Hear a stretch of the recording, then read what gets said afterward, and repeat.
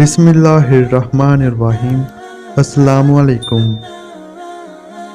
बनी इसराइल के 99 अफराद के कातर की तौबा का वाक़या।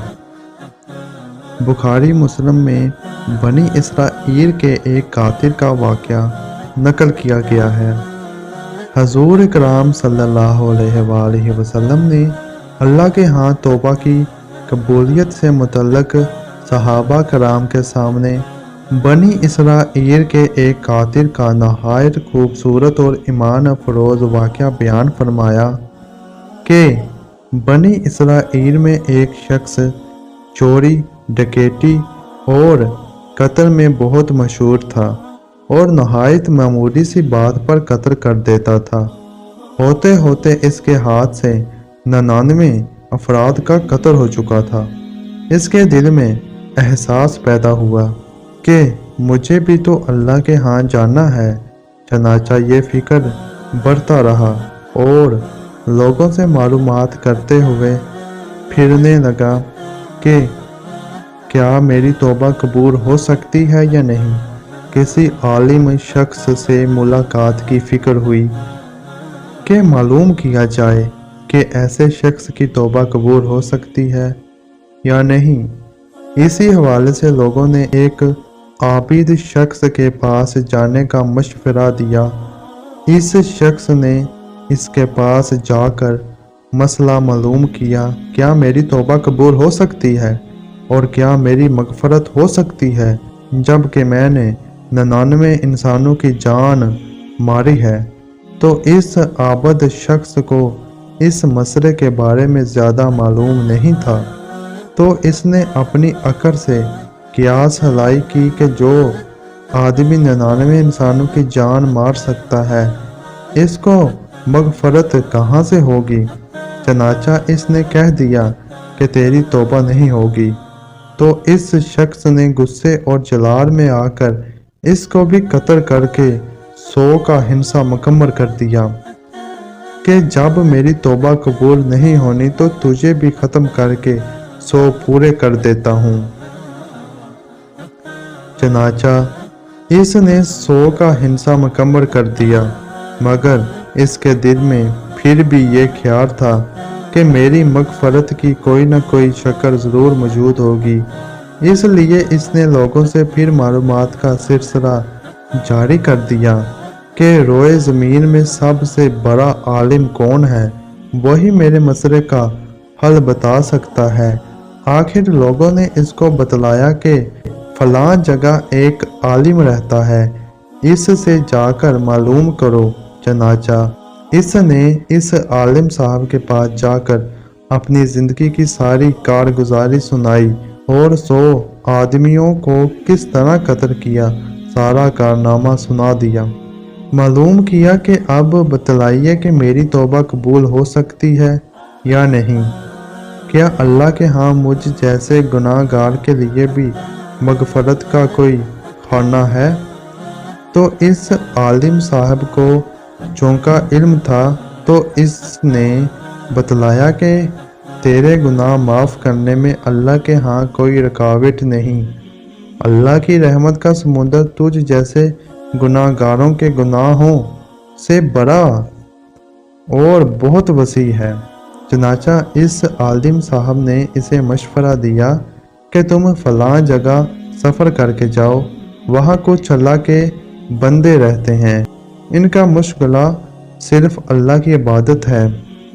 इनके साथ मिलकर अल्लाह की इबादत करो और नादम होकर अपने गुनाहों की माफ़ी मांगो, इंशाअल्लाह तुम्हारी मगफरत हो जाएगी। जब इस शख्स ने आधा रास्ता तय कर लिया तो मलकुल मौत आ गए। अब इसकी रूह ले जाने का मसला खड़ा हुआ। आसमानों से रहमत के फरिश्ते भी आए और अजाब के भी। रहमत के फरिश्ते कहने लगे, इसकी रूह ले जाने का हक हमको है, इसलिए ये सच्चे दिल से ताइब होकर इबादत के लिए जा रहा है। अजाब के फरिश्ते कहने लगे कि इसकी रूह ले जाने का हक हमको है, इसलिए कि इस शख्स ने कभी कोई नेकी का काम ही नहीं किया اسی دوران آسمانوں سے ایک فرشتہ آیا۔ بعض روایات سے معلوم ہوتا ہے کہ یہ آنے والا فرشتہ حضرت جبرائیل امین تھے۔ چنانچہ اس فرشتے نے تشریف لا کر ان دونوں طرح کے فرشتوں کے درمیان یہ فیصلہ کیا کہ دونوں طرف کی مسافت ناپ کر دیکھ لو، جہاں سے آ رہا ہے اس کی مسافت قریب ہے یا جہاں جا رہا ہے وہاں کی مسافت، لہذا جہاں کی مسافت قریب ہو اس شخص کو وہاں والوں میں شمار کر دیا جائے گا۔ چنانچہ دونوں طرف کی زمین ناپ کر دیکھی گئی تو جہاں جا رہا تھا وہاں کی مسافت جہاں سے آ رہا تھا اس کے مقابلے میں 1 بارشت قریب ہے۔ چنانچہ فیصلہ ہوا کہ مقامی مسیحت سے مقام عبادت صرف 1 بارشت قریب ہے، اسی لیے رحمت کے فرشتوں کو اس کو لے جانے کا حق حاصل ہوا۔ چنانچہ اللہ تعالیٰ کی طرف سے اس کی مغفرت کا اعلان ہو گیا۔